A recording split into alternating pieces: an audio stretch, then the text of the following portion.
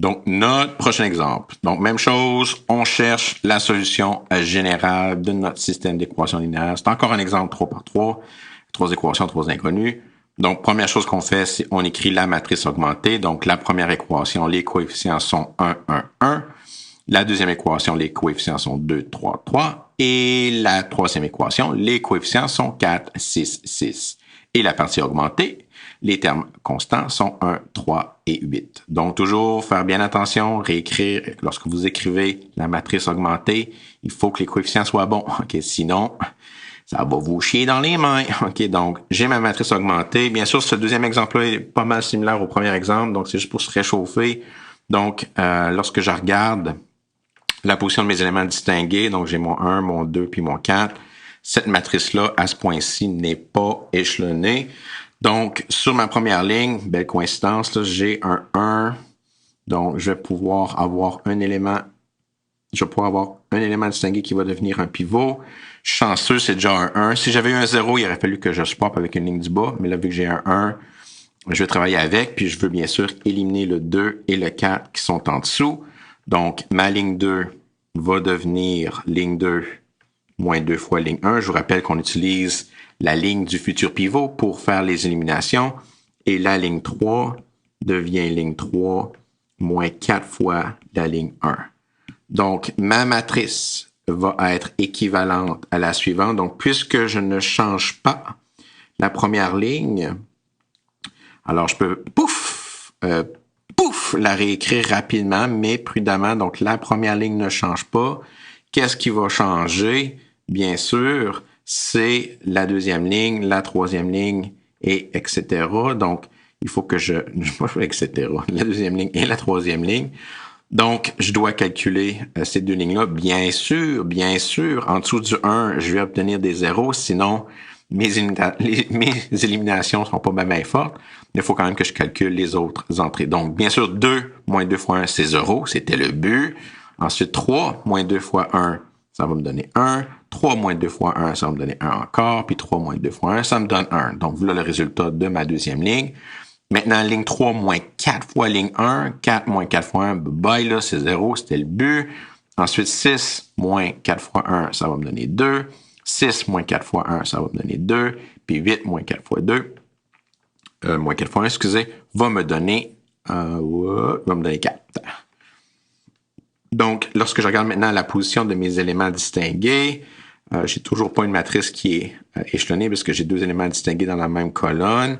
Mais c'est pas grave. Donc, je vous rappelle, là, à ce point-ci, une fois qu'on a créé notre premier pivot sur notre première ligne, futur pivot, là, lorsque ça va être échelonné, je n'utilise pas pour l'instant, la première ligne. Donc, je vais utiliser mon deuxième élément distingué comme étant mon futur candidat potentiel pour mon deuxième pivot. Mais je dois éliminer l'élément distingué en dessous. Donc, here we go. Ligne 3 va devenir quoi? Va devenir ligne 3 moins 2 fois la ligne 1. Donc, ça va m'éliminer le 2 qui est en dessous.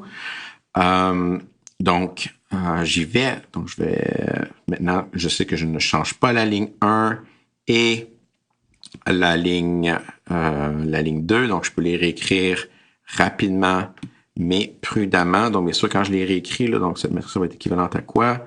Donc, j'y vais. Donc, je réécris la ligne 1 et la ligne 2. Donc, pouf! Okay, donc, ma ligne 1 et ma ligne 2 n'ont pas changé.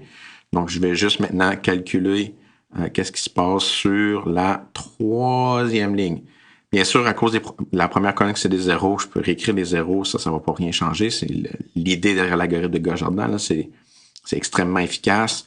Donc, qu'est-ce que je dois calculer? C'est les autres entrées, là, où les colonnes n'étaient pas des zéros. Mais bien sûr, sous le pivot, le deuxième pivot, je vais avoir un zéro. C'était le but de l'élimination. Ligne 3 devient ligne 3 moins 2 fois ligne... Oh, j'écris ligne 1, là, je vais écrire ligne 2. Vous n'allez pas le voir. Je ne sais pas si je l'ai dit incorrectement. Là, donc, c'est moins 2 fois... Excusez, moins 2 fois ligne... Ben, la misère. OK, ligne 2. Donc, j'ai utilisé la ligne 2 pour éliminer le 0 qui est en dessous sur la ligne 3. Mais je dois continuer l'opération. Donc, 2 moins 2 fois 1, bien sûr, c'est 0. Mais ça continue. 2 moins 2 fois 1 va aussi me donner 0 pour ma troisième colonne. Puis 4 moins 2 fois 1, ça va me donner 2. Puis en fait, lorsque je regarde mes éléments distingués, à ce point-ci, ma matrice est sous forme échelonnée. Donc, ici, ma matrice est échelonnée, donc je peux déjà commenter, puis c'est une bonne habitude, là, je peux déjà commenter sur qu'est-ce qui se passe avec le nombre de solutions. Donc, ma matrice est échelonnée, donc je peux calculer le rang de A.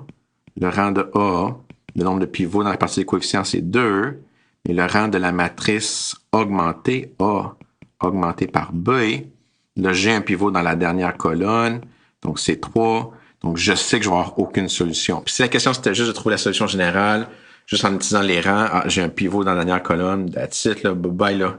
OK, c'est fini. Ma matrice, mon système d'équation linéaire a aucune solution. Mais pour se pratiquer à écrire la forme échelonnée réduite, je vais continuer. OK, donc moi, je veux vraiment, puis je vais toujours vous demander ça, d'écrire la forme échelonnée réduite de la matrice augmentée. Donc, on ne va pas arrêter là, même si on sait déjà que ce système-là n'a aucune solution, juste pour se pratiquer à utiliser l'algorithme de Gauss-Jordan. Donc, si mon dernier pivot qui est 2, je veux qu'il devienne 1, donc je vais multiplier la ligne 3 par une demi.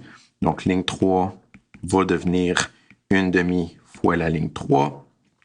Donc, en multipliant par une demi cette ligne-là, je vais avoir un 1. Donc, ma matrice ici, encore une fois, je touche pas à la ligne 1, je touche pas à la ligne 2. Donc, je peux les réécrire, OK, rapidement, mais prudemment. Donc, pouf, OK, donc, je réécris la ligne 1, je réécris la ligne 2. La seule chose qui va changer, bien sûr, c'est la ligne 3. Les zéros, eux, vont pas changer, donc je peux même les réécrire eux autres ici rapidement. Puis la seule entrée qui va changer, c'est bien sûr, OK, mon 2 qui va devenir un 1. Donc, c'est pas une grosse opération, là. Donc, j'ai que mon dernier pivot qui était 2 va devenir 1. Donc, ça, c'était le pivot, OK, qui maintenant qui est égal à 1.